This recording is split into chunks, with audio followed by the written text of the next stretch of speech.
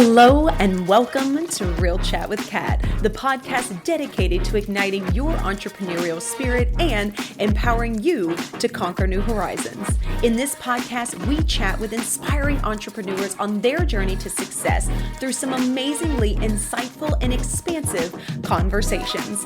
These episodes thrive on thought-provoking chats where our guests fearlessly explore their path to success, sharing their experiences, failures, and triumphs. No topic is off limits as we deep dive into the talked about and not so talked about pieces it takes to build a business, overcome limiting beliefs, deal with personal struggles, and everything in between that shapes our lives and our businesses.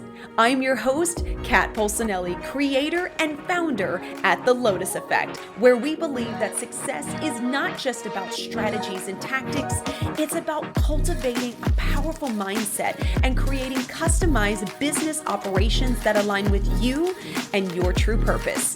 Whether it's mastering time management, improving productivity, enhancing leadership skills, or simply fostering a growth-oriented mindset, we'll provide you with the tools and strategies to flourish in both your business and personal life.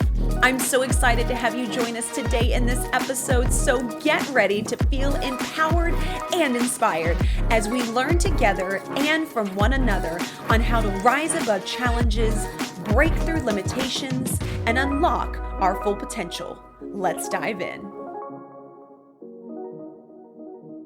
Hello, everyone, and thank you so much for joining me today on this episode of Real Chat with Kat. I am so excited to have you here with me today, and I have an awesome guest to bring to you guys. I'm super excited to have this conversation. So, Jaclyn, thank you so much for being a part of the podcast today. Thank you so much for having me here, Kat. You are so welcome. I feel like this has been like a long time coming. I feel like I've I been waiting know. for like months on this conversation. So as we dive in, please do me a favor then and tell everybody who you are, what it is that you do, and what got you into this space. Absolutely. I am a writer, a speaker, and a podcast host. And my mission is to help women create lives that spark the light inside of them. It's that feeling that you have inside of you when something just really lights you up inside, whether it be, I always say, the smile on your baby's face or a new idea in your business that is just giving you all the feelings. That's how I want people to feel on a daily basis. So that is why I do what I do. And I got into it sort of by accident. I started my first business when I was 21.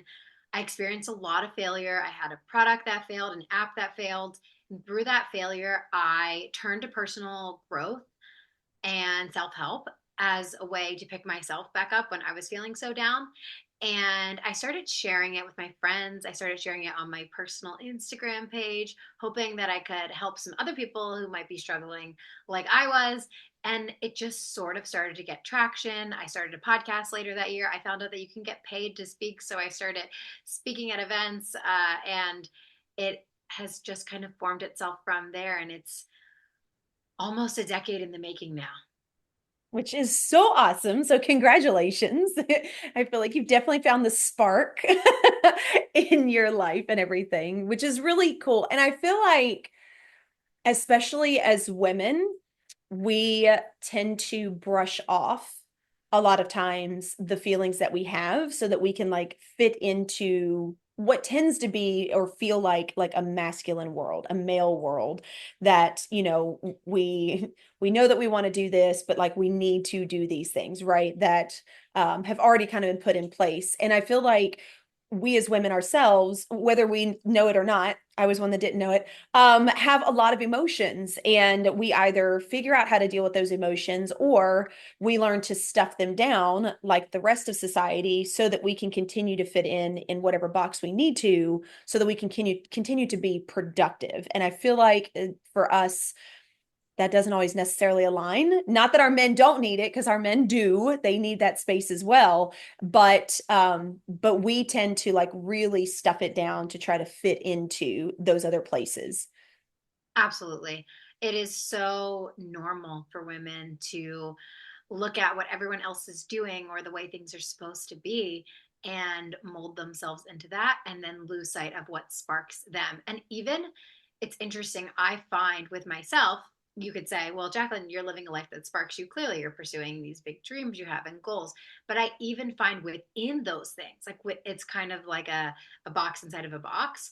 So within the life that sparks you, even if you make courageous choices to pursue a career, a relationship, a family, these different categories of your life, personal time, things that spark you, you may still find yourself molding yourself within that. So, for example, in entrepreneurship, because I know a lot of your listeners are entrepreneurs, we may see what someone else did in our industry and try to copy exactly and mold ourselves into that because we think, well, that's the way I'm going to be successful because that worked for this person. And I don't know about Mm-hmm. that, but I tried that so many times and it never worked for me and it always felt icky. It was the opposite of feeling sparked actually. It was Yep. feeling extremely dull inside. Something was off, but I just thought that that's what I had to do to be successful and fulfill my ultimate spark. And so I buried those feelings down and I would continue to just try to follow other people's processes and steps. And one day I realized that none of that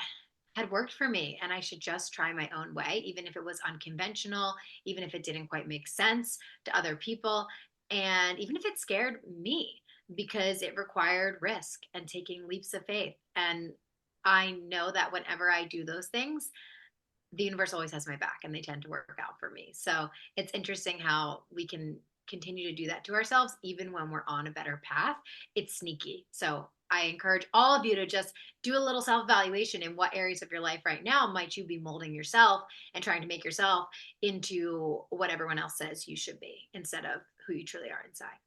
Oh, and that's such a good point too, to like when you talk about, still having yourself inside of a box, because like I immediately went to when I left corporate and I decided to jump into real estate.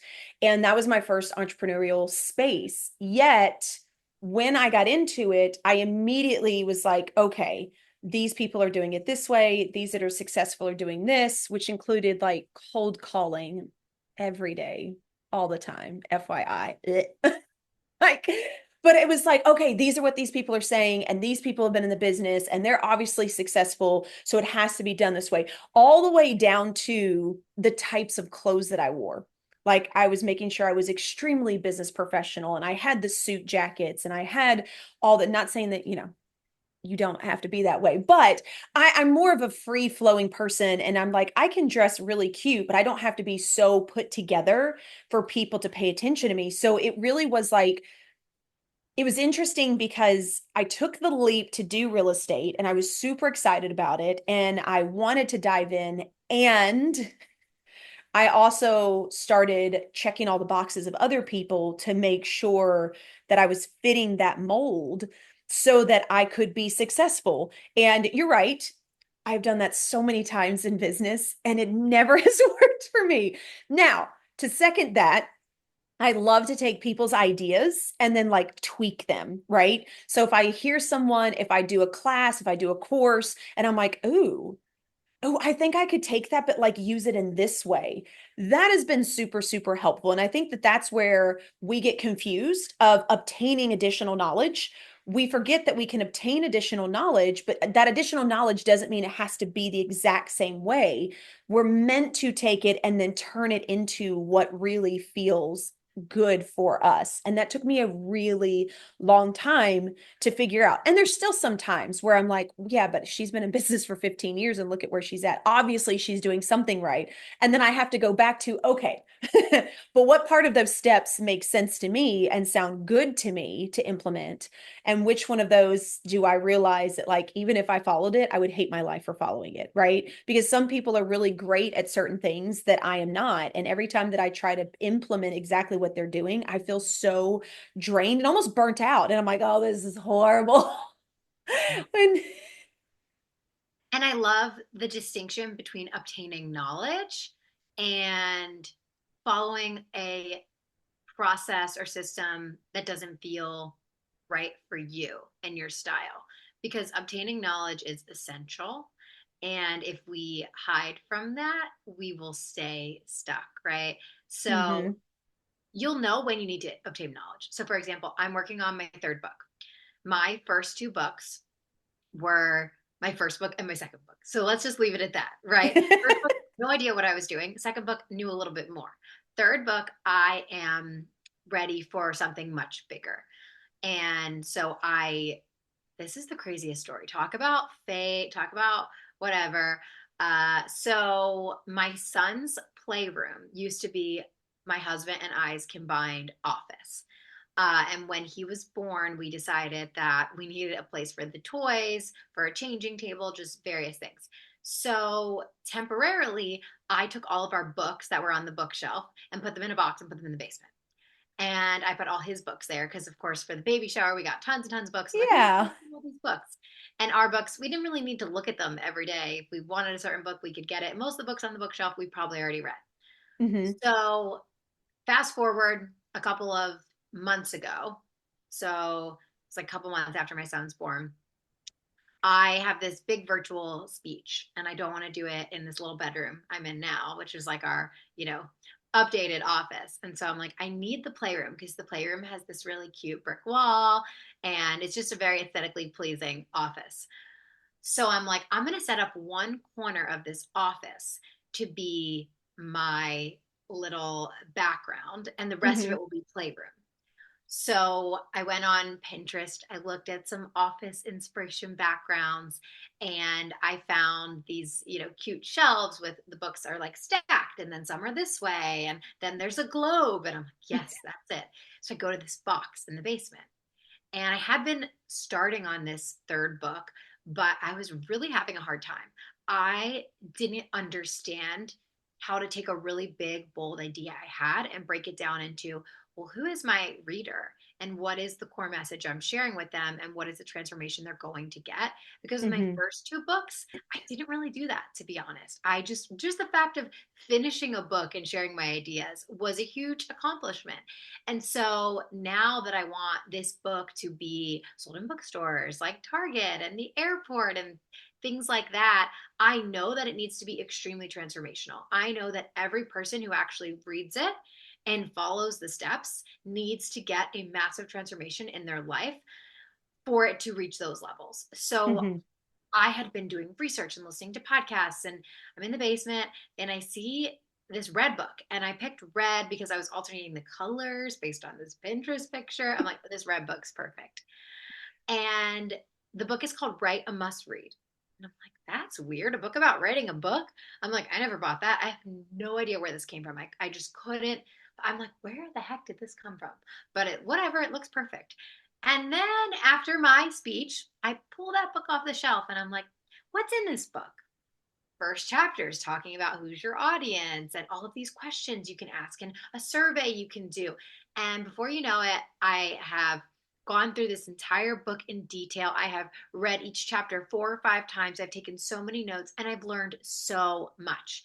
And so I believe there's always space for knowledge, and you'll know when you need knowledge. But it comes from a place of uh, genuineness and not lack. I think it comes from abundance. It comes from confidence. It comes from knowing where you want to get and knowing that there is some missing knowledge to get there, but knowing that you are capable of getting there versus in the past times where I've sought out that I thought was knowledge from others, I felt I wasn't capable. I felt I didn't know how to get there and I probably wasn't good enough. But if I copied everything else someone did that worked for them, it would probably work for me. And the whole time it felt icky. The whole time it felt like I'm just doing this to get this end result.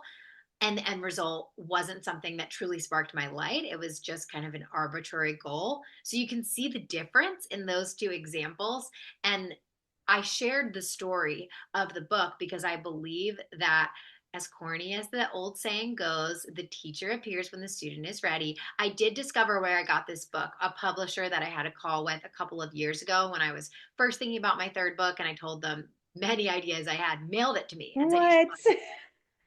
and I didn't. Then I put the book down, I got pregnant, all the things, and I just didn't really think about it. So the teacher will appear when the student is ready. So be open to knowledge, but know that it's going to feel different and you're going to know you need it and you will be guided to the best resources if it's in the highest good for you. So if you are meant to achieve this goal and it's on your life path, you're going to be guided as long as you're open.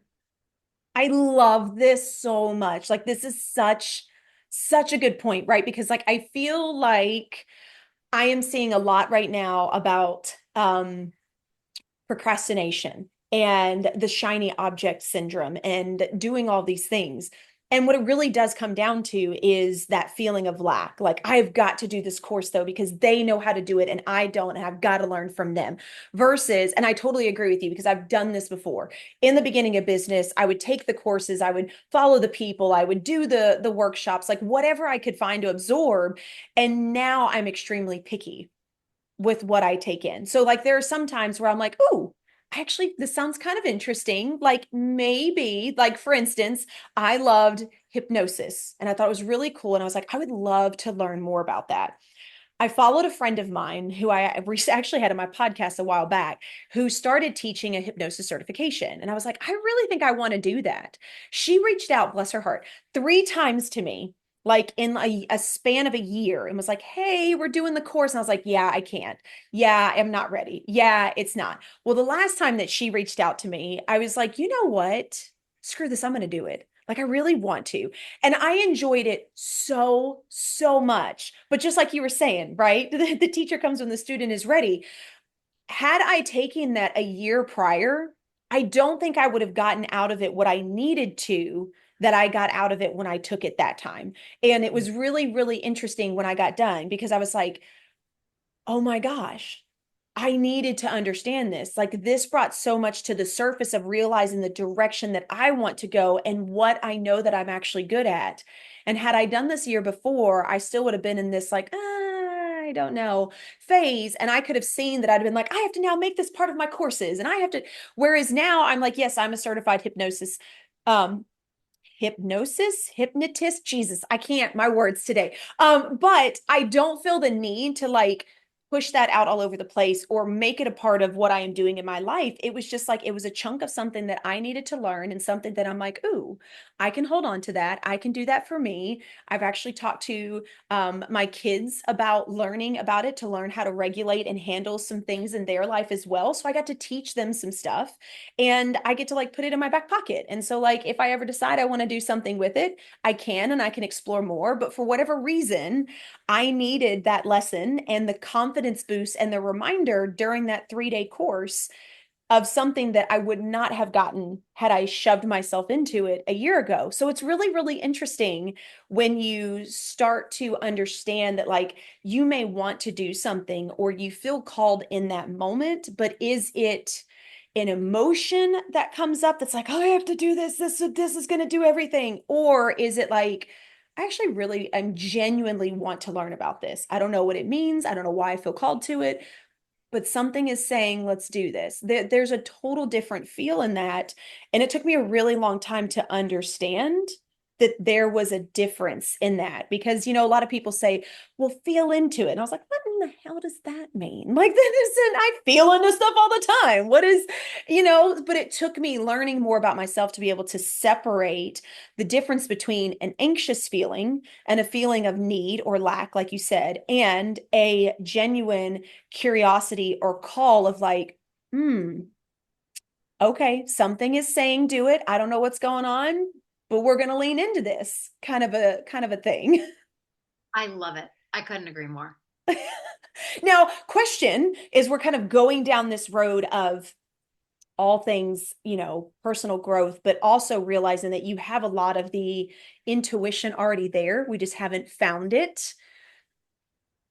I know that you talk about a lot of stuff around this and you have your 2 books as well. Is there an overarching theme in your books and in what you speak about that you feel like resonates with helping people understand learning that difference? Hmm. Yeah, I do. I think that it's building this internal conversation with yourself. And there's so many components to that. So, one of them is your beliefs about yourself, one of them is your beliefs about the world and the way it works. And when you improve those things, And I say improve because we want to feel more confident in ourselves. And we also want to believe that the things that we want are possible for ourselves. And when you can have those two hand in hand, then you will trust yourself more. And that helps you grow your intuition. So I think there's a lot of internal belief work to be done. And in tandem with that, I also believe that we can work on our intuition in small ways. So I try to practice living from my intuition with things that aren't dangerous because it can feel really scary to make Mm-hmm. a decision that feels completely irrational.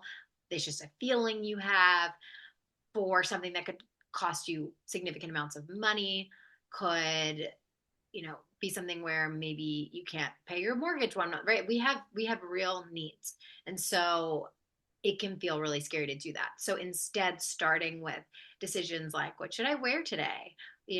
What does my intuition want me to wear? Or what should I order when I'm out to eat? I base all of those decisions based on what sparks my light. Ultimately, your intuition is trusting your intuition is listening to what sparks your light. For me, that's how I would define it. So it's those feelings inside of you that are undeniable. Yes, I want the penne alla vodka, but maybe there's a part of you that's like, but I always get that. And my friend Alexa is getting the, I don't know, chicken parm. So maybe I should get something different. But deep down, you want the penne alla vodka and you're trying to talk yourself out of it. Get the penne alla vodka, wear the jeans that you want to wear, even though all your friends are wearing a dress, right? We talk ourselves, and it is exactly to your point in the beginning of women molding themselves. We mold ourselves for various reasons, whether it's internal self talk or influences of others. And we lose sight of that spark and we lose sight of ultimately our own intuition. So, the more you can work on your own beliefs, the more you can be more aware of your own inner dialogue. That's another big thing that I talk about is how Mm. can we become more aware of it. And I'll just give one takeaway because I don't like when podcasts are a lot of talk about things. You should improve this, you should improve that. Great. How the heck do I do all that? Yeah. So my favorite strategy for improving internal dialogue is called segment intending, and it's something that Abraham Hicks teaches. And basically, you pick segments of your day and you set an intention for those segments. So let's say the first segment is driving your children to school. So maybe it's a 10-minute drive. And before you get in the car, you say to yourself, and you can set any intention, by the way, for this, but we're going to focus on positive self talk for this example. So I'm going to speak to myself positively during this drive. And I'm going to think positively about the world and others because I think that part matters too. So if you're like, I'm going to crush today, and then someone cuts you off and you're in your head or maybe out loud in front of your kids bickering about this person who cut you off, is that the energy? Probably not, right?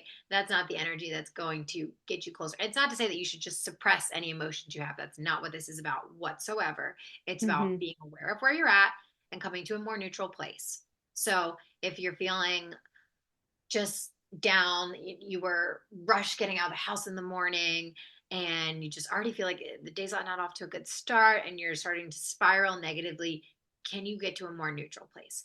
Can you say something to yourself like, I have grace that it's difficult getting out of the house with my kids and getting them to school on time, packing their lunches and doing all these things. So I'm going to have grace with myself. Even though the day didn't start as I would love for it to, it doesn't mean that it can't get better. And just that internal dialogue. Now, the reason that segment intending is such a helpful strategy is because it feels impossible to set an intention for the entire day. Either you're just not going to do it because it feels way too hard, Mm-hmm. or you're going to forget about it 10 minutes in.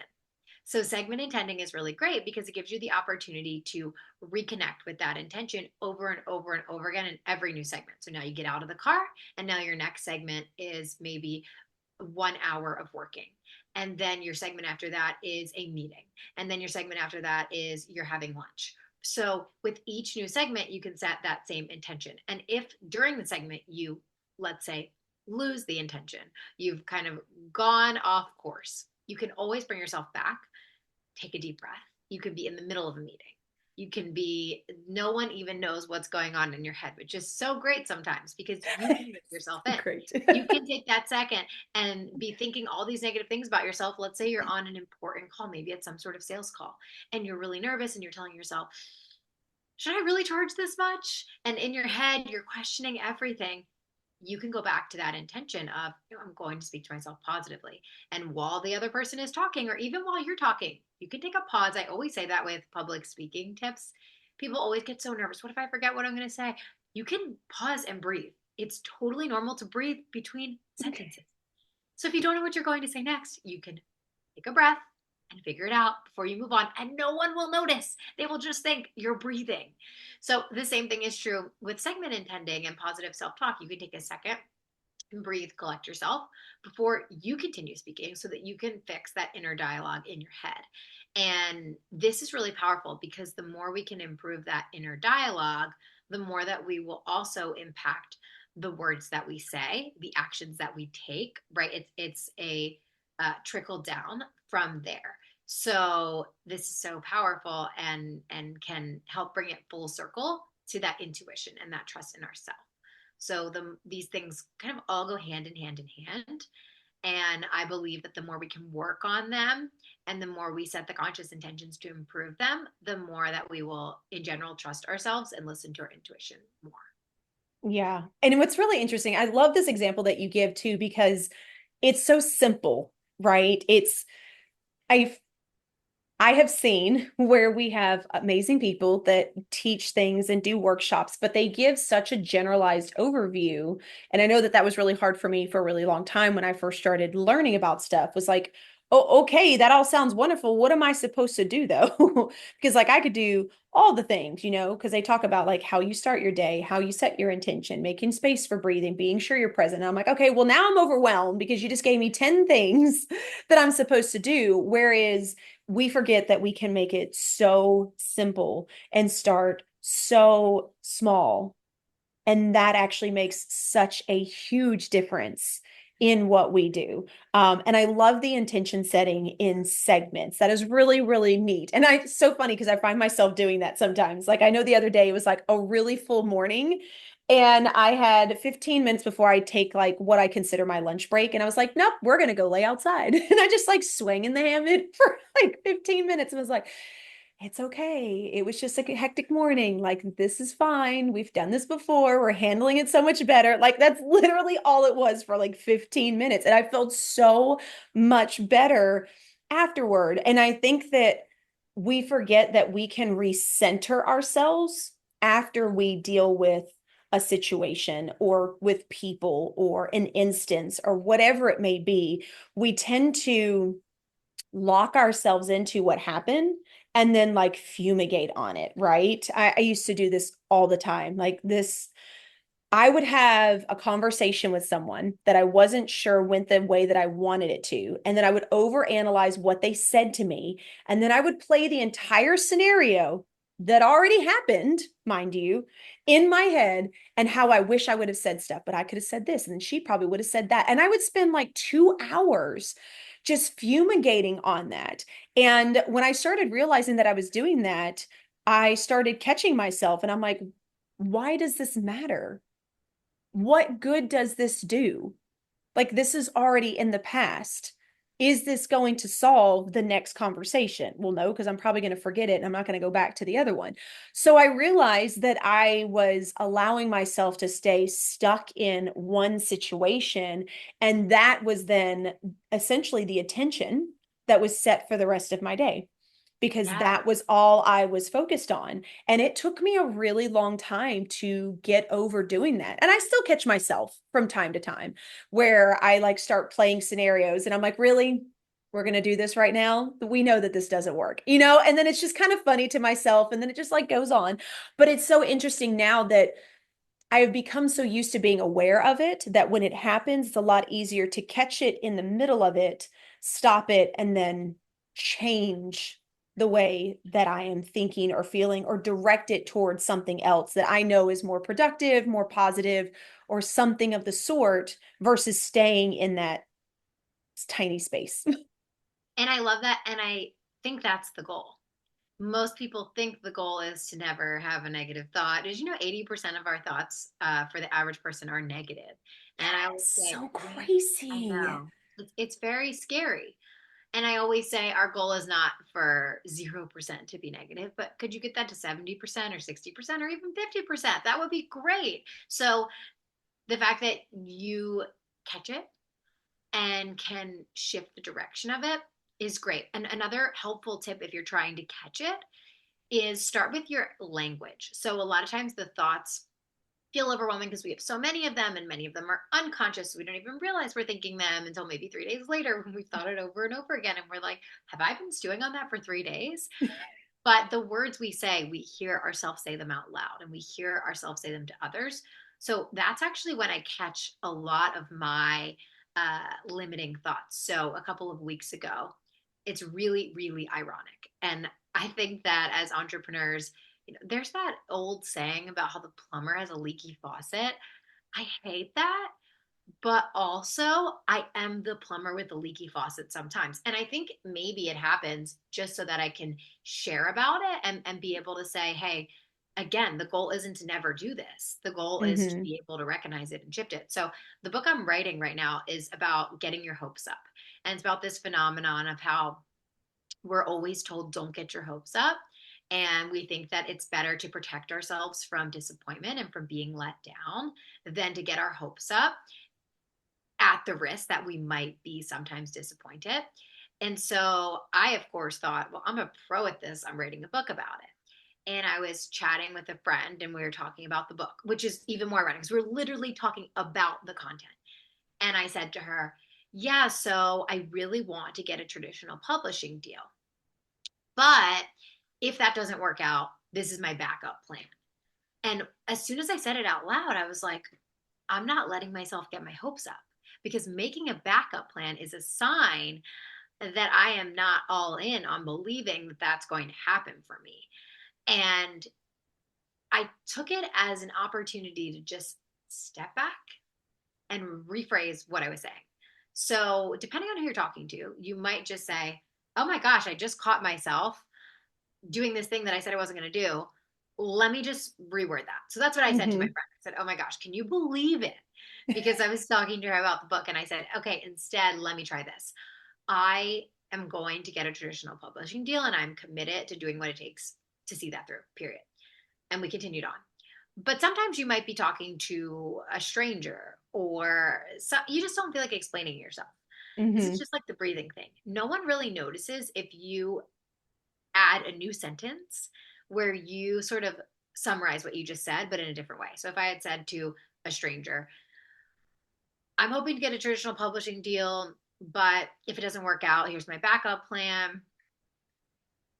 However, I'm fully committed to that traditional publishing deal and just kind of end it there. I just reworded it. I cleared, cancel, and deleted what I said before, and I kept going. They don't even notice. They're not following that you're doing this thing in your head where you are trying to rephrase, right? So it's really great to catch yourself when you say it out loud. But what's an even better practice is to think about how can I reword this to better support the beliefs I want to hold, the direction I want to go in for my life. So you can apply this not just to positive self talk, but in general to anything you're working on. You want to think thoughts and feel feelings and take actions that align with the life you want to create, the version of yourself you want to be, and the business you want to have. So if you catch yourself not doing that through your words, just take an opportunity to step back and reword. And that's a really, really helpful strategy too. That is such a unique strategy and so simple too, right? Because I guess I didn't think about that. If you're talking with a stranger or someone that you're like, they are not going to understand what I'm saying if I tell them I'm trying to rephrase this, of just doing it in that moment.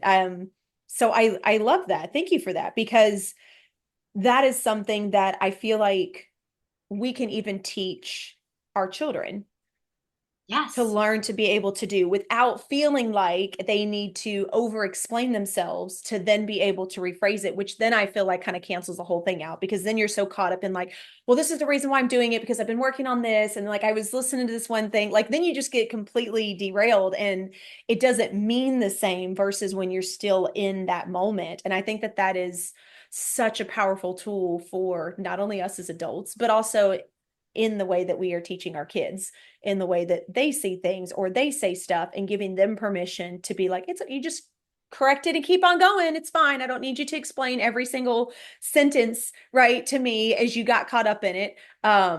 I think that's super, super powerful for us to be able to do. And I think it's a sign of permission.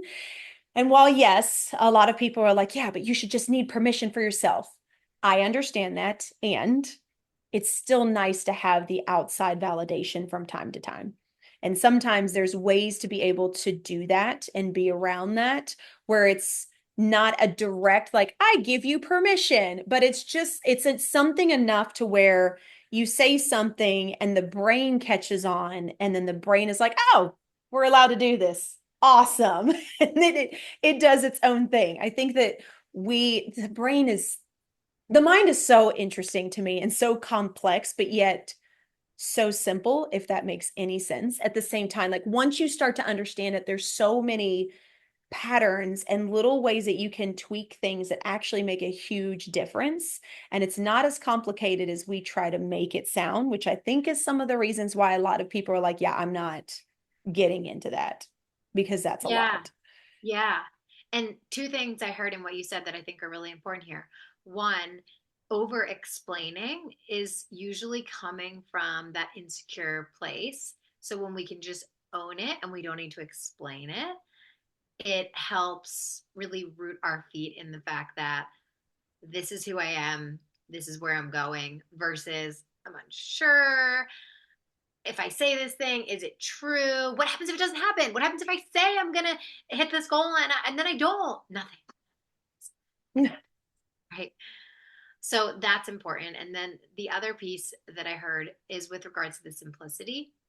I think that the reason that we make things complicated is because we don't want to accept the reality that most change is about consistency over a long period of time, because that's hard and it's not fun. So instead, if we can be all in and be really intense on something and do this complicated strategy to rewire our whole brain in 2 days, then all of a sudden we get excited about that. But the people that are most successful are the people who can stay committed to things for a significant amount of time. One of my favorite books is Grit by Angela Duckworth. And in it, she talks about this concept of staying on the treadmill. So they did these studies where essentially they had athletes get on the treadmill and they saw how long they would stay on for. And they compared it to their personal fitness level. So, how long beyond the level of comfort did they actually stay on the treadmill for? And that was really important. But while that was important, what actually was more important in predicting their success in life was that they came back the next day and got on the treadmill again. And I think that so often we might be willing to stay on for a long time, burn ourselves out, feel exhausted, but we don't come back the next day again. And a lot of that has to do with the intensity. So consistency and intensity are inversely proportional. So these simple strategies, the reason that they work is because they're not super time consuming. They're not anything that you have an excuse to not fit into your day. They're something that we can all do, but it might take 6 months or 2 years or 5 years or 15 years to become the version of you really want to be. And when you can surrender to that and feel okay with it, then everything changes. And we live in a society that wants instant gratification so badly. And when we talked about and molding yourself and emulating, a lot of that comes from this. A Yeah. lot of that comes from, I want to make 6 figures or 7 figures in 2 years or 6 months or 4 months. And while I think that there is a lot of value in thinking about how you can achieve your goals faster, because sometimes we're not taking the steps. Elon Mm-hmm. Musk has this thing where you think about, I could be wrong on the exact numbers. My husband told me about it recently, but I think it was think about your 10-year goal and ask yourself how you can do it in 4 months. I think that mental exercise is interesting, but I don't actually think for most people and most goals that you should do those things. Because for me, it would be like, okay, let's 10x my prices. Let's write my book in a week, right? Well, that's not going to be a good book. And most likely, no one's going to hire me to speak for 10 times more than I'm getting paid right now, right? So, Mm-hmm. what's important here is to think about the consistency over time and be okay with it might take some time to get to where you want to be, and you'll be less likely to mold yourself. You'll be more likely to find the knowledge that will get you there. You'll be more likely to trust your intuition as you go because you're not so afraid of making a mistake and going off course because the course is long. It's okay if you veer the wrong way a little bit. You can always come back. Ultimately, you know where you're going. So it really ties together everything we've talked about so far in that you can get to where you want to go with those little changes over time.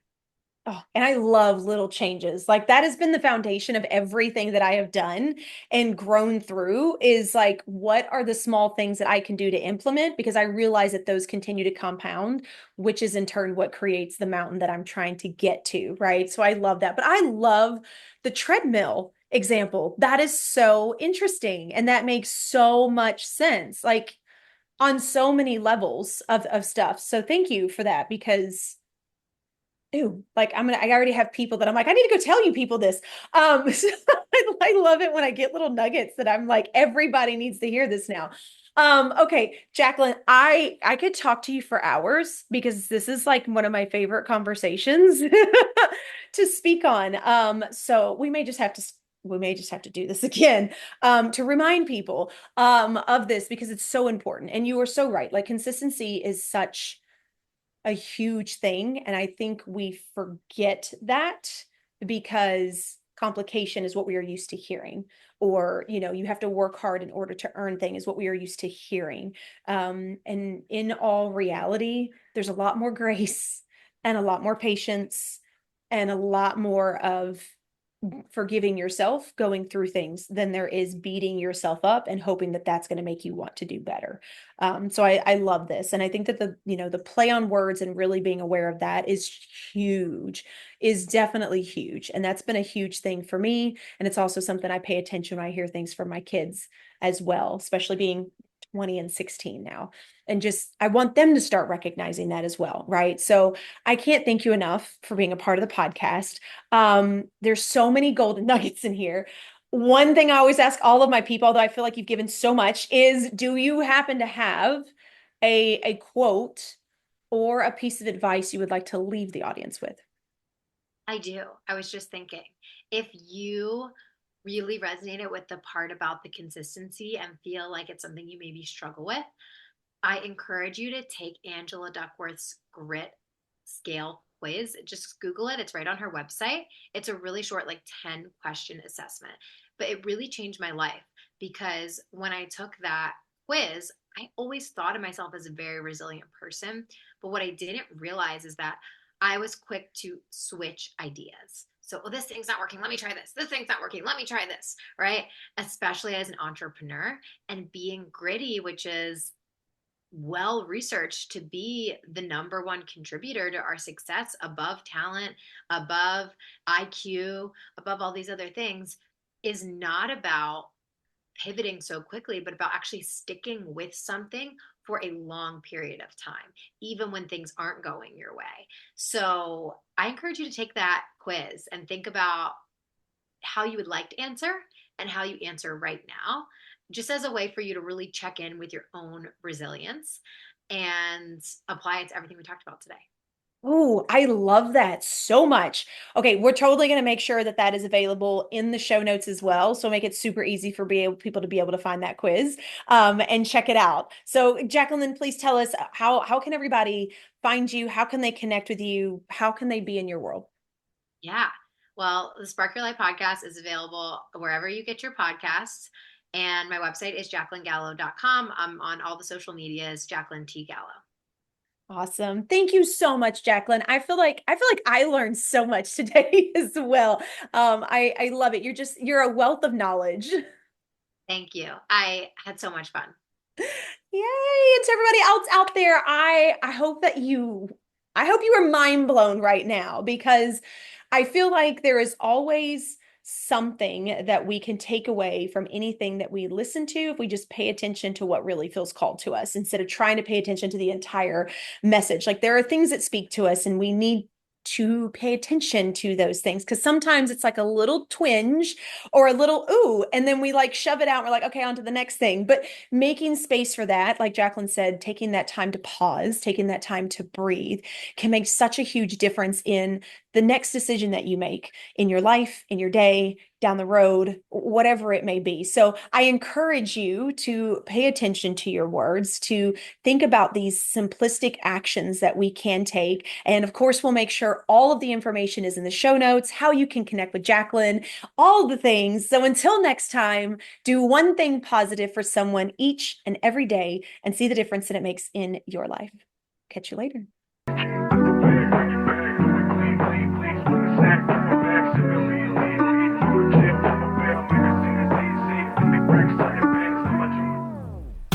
Hello again, and thank you so much for being a part of the podcast today.